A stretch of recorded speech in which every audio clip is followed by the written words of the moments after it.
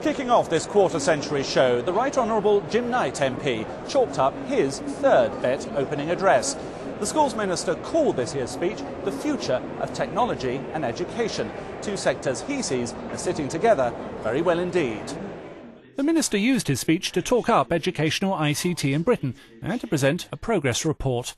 Last September, the government launched a £300 million programme to make sure schoolchildren from low-income or jobless families get computer and internet access at home.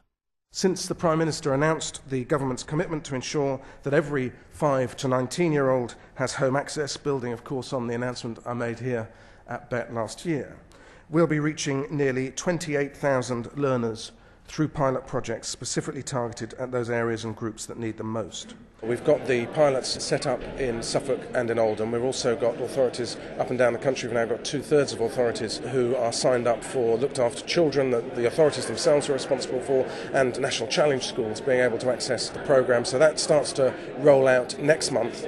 A couple of days before BETT, the government's technology agency BETT announced a list of approved suppliers.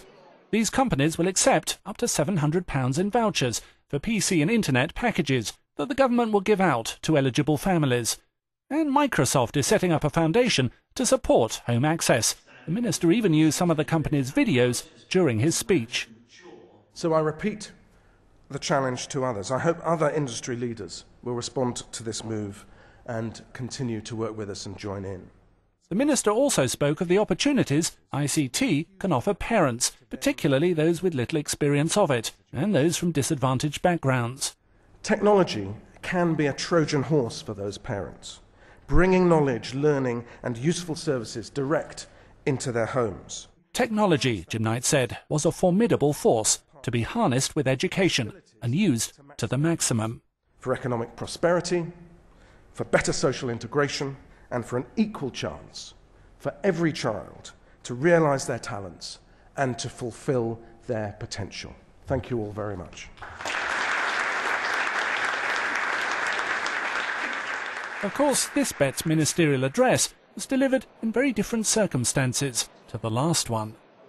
Something really quite remarkable has happened since last year. The economy's had a few wobbles, politics has had a few wobbles, actually society's had a few wobbles. We really don't know what's going to happen in this delicate time, but at least traditionally, during economic downturns like this, governments have invested more in education.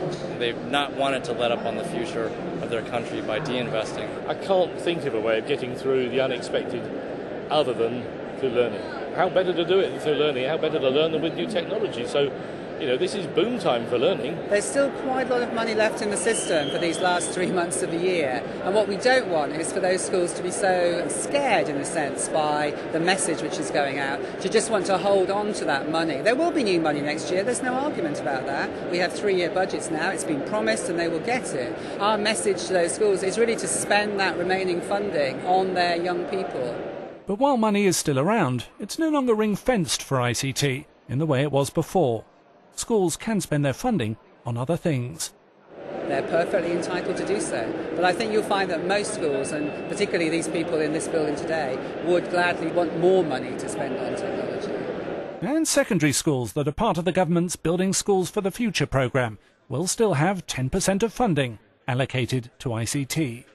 And so we're saying to schools, really be bold. This is a once-in-a-lifetime chance to really think about what could we do given the amount of money that we have to spend on ICT. So we're not worried on that score.